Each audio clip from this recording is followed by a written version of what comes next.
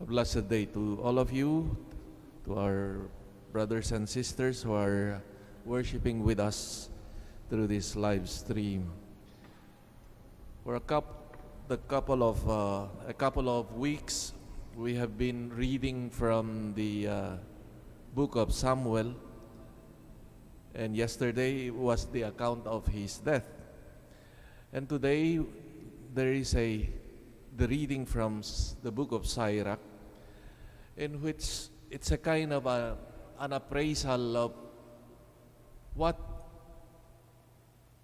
King David, that famous king of Israel, who was the subject of the part of the book of Samuel. And we find here today this a kind of an appraisal of his life and his, especially as a king. And the teacher, the author of the book of Sirach, he wanted to present to his contemporaries, especially the young people of his time, that was around how many, several hundreds of years after David. He wanted to present to them a model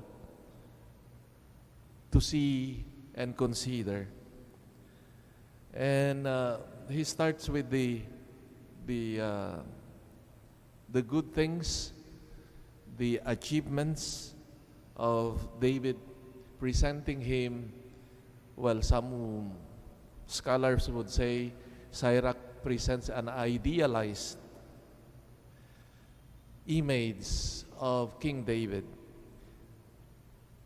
But his point was to make his contemporaries, especially the youth, to have someone to look up to, no, especially his example of fidelity in terms of worship, of leading people.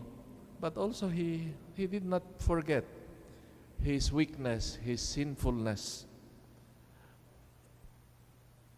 But God, according to the author, forgave him. It should be noted here that the mention of David's sins is not actually the main interest of the author, but to point out that God had forgiven him, and to emphasize the fidelity of God to this person whom he had chosen as leader of his people.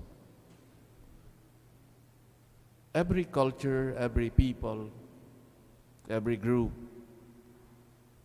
needs models for their younger generations.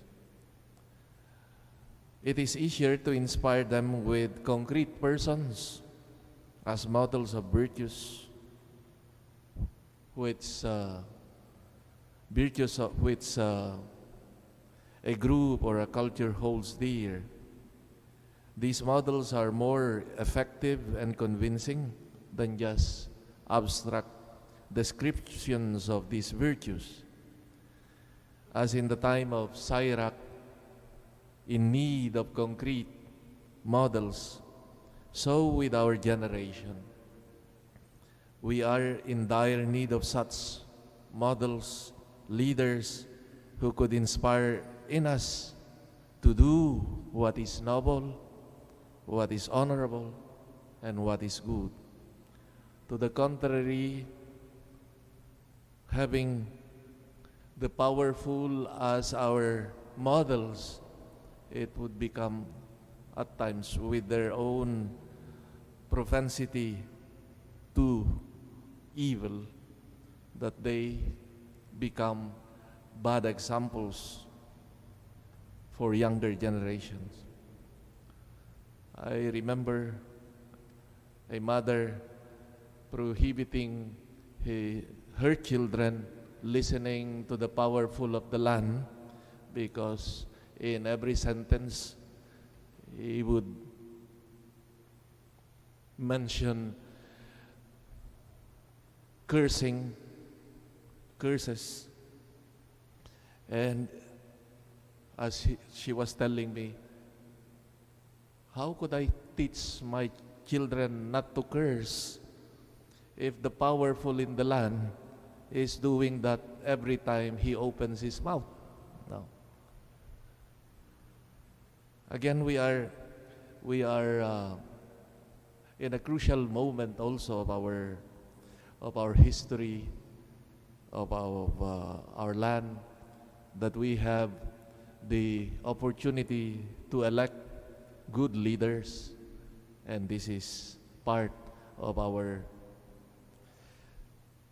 responsibility as people, as adults, to provide younger generations models of service, of goodness.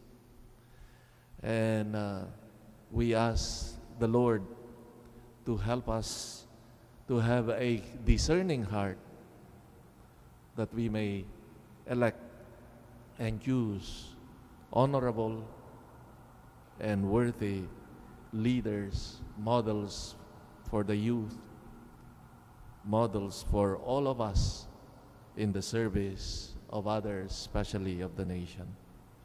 May God bless us, bless our land, especially in the midst of this pandemic. Amen.